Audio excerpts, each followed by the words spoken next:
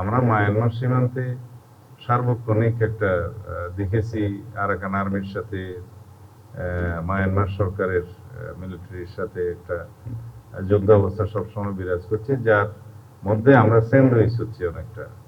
তারপরে ওখানে আরো কিছু বিদ্রোহী গ্রুপ আছে, আরএসও, আরসা, আরাকান আর্মি, আরো বিভিন্ন সংগঠন আছে। তাদের অভ্যন্তরীণ অনেক সময় অনেক সংঘর্ষ হয়, যার ইয়েটা স্পিল ওভার হয়ে আমাদের এখানে আসে। তো যার কারণে মাদক চোরা চালান, তারপরে এই অস্থিতিশীল অবস্থা, এবং অনেক সময় ওখান থেকে এই যে গোলাগুলির কারণে আমাদের নাগরিকরা মৃত্যুবরণ করছে। সেই জন্য এগুলো সব অ্যাড্রেস করার জন্য আমরা এখনো পুরোপুরি ফাইনাল সিদ্ধান্তে যাইনি। তবে আমাদের প্রস্তাব আছে যে আমরা সেখানে কাঁটাতারের বেড়া নির্মাণ করতে চাই 109 কিলোমিটারে। একজনকেও অবৈধভাবে এখানে পুষতে দেয়নি। আমাদের বর্ডার গার্ড, বিজিবি এবং জনগণের সহায়তা আমরা সফলভাবে এখনো পর্যন্ত সেটা ঠেকাতে সক্ষম হয়েছি। কিছু কিছু অবৈধ অনুপ্রবেশ করেছিল, তার সংখ্যা বেশি নয়। সেটা আমরা অবৈধ অনুপ্রবেশকারীদের বিষয়ে আমরা ব্যবস্থা গ্রহণ করেছি, কিন্তু পোর্শিং করতে দেয়নি আমরা কাউকে অবৈধভাবে। তবে West Bengal government newly elected হওয়ার পরে ওখানে রাজ্য মানে প্রদেশের যে নির্বাচিত সরকার, তাদের কিছু কিছু পলিটিক্যাল এজেন্ডার কারণে তারা এটা হয়তো প্রদর্শন করতে চেয়েছে। সেই বিষয়ে আমাদের বক্তব্য নাই। আমরা কথা বলবো কেন্দ্রীয় সরকারের সাথে। আমরা বলেছি যদি সেরকম কোনো নাগরিক থাকে, বাংলাদেশি নাগরিক সেখানে যেয়ে থাকে, তার তালিকা পররাষ্ট্র মন্ত্রণালয়ে বিধি মোতাবেক দিতে হবে। আমরা ন্যাশনালিটি ভেরিফিকেশন করব, করে যদি সেটা সত্যতা পাওয়া যায় সেটা আমরা যথাযথ আইনি প্রক্রিয়ায় আমরা ফেরত নিয়ে আসব। এছাড়া অন্য কোনো উপায়ে আমরা কাউকে এলাও করব না। মেজর অবসরপ্রাপ্ত মুজাফফর নামে যে আসামিকে গ্রেফতার করা হয়েছে, তার অন্যান্য সহযোগীদের যে বিচার সেটা সামরিক আদালতে হয়েছে তখনকার সময়ে।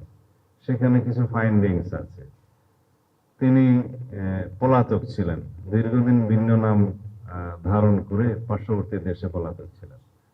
এখানে আসার পরে আমরা যখন জানতে পেরেছি, আমাদের গোয়েন্দা সংস্থার ইনফরমেশনের ভিত্তিতে তাকে আমরা গ্রেফতার করে সেনা আইনেই বিচার করার জন্য আমরা সেনাবাহিনীর কাছে হস্তান্তর করেছি। জেনারেল কোর্ট মার্শাল করে সম্ভবত তার বিচারটা নিষ্পন্ন হবে। সেনা সদস্যদের বিষয়ে মিলিটারি অ্যাক্ট প্রযোজ্য, এবং কো-অ্যাকিউজদের বিষয়ে যেটা ট্রায়াল হয়েছে সেটা সেনা আইনে হয়েছে, জেনারেল কোর্ট মার্শাল হয়েছে সম্ভবত। সে একই ব্যক্তি, একই কো-অ্যাকিউজ, সে পলাতক ছিলেন তিনি, এখন তাকে ধরা হয়েছে এবং আমরা সেনাবাহিনীর কাছে হস্তান্তর করেছি। তারা তাদের বিধি মোতাবেক জেনারেল কোর্ট মার্শাল গঠন করে সে বিষয়ে ব্যবস্থা নেবেন। যদি সিভিল কোর্টের কোনো বিষয় থাকে আইনানুগভাবে, সেটা তখন পরীক্ষা নিরীক্ষা করে তারা বলবে। সীমান্ত প্রহরার বাইরেও মাদকদ্রব্য নিয়ন্ত্রণ এবং মাদকদ্রব্য যাতে দেশে প্রবেশ না করতে পারে, বা করলেও আমরা যাতে ধরতে পারি, সেই বিষয়ে বিজিবির একটা বিশাল ভূমিকা আছে। তাছাড়া আমাদের বিজিবির যে ডগ স্কোয়াড আছে সেটাকে কিভাবে আমরা কাজে লাগাতে পারি। আজকেই আমরা সিদ্ধান্ত নিয়েছি যে মাদকদ্রব্য নিয়ন্ত্রণের যে আইনটা আমরা পাশ করেছি, খুব আধুনিক এবং শক্তিশালী আইন, সেখানে ডগ স্কোয়াডের আমরা বিধান রেখেছি। কিন্তু ডগ স্কোয়াড তো রাতারাতি রেজ করা যায় না, প্রশিক্ষণ করা যায় না। তার আগ পর্যন্ত আমরা বিজেপির কাছ থেকে সেই সহায়তাটা নেব, সেই সিদ্ধান্তটা আমরা আজকে নিয়েছি।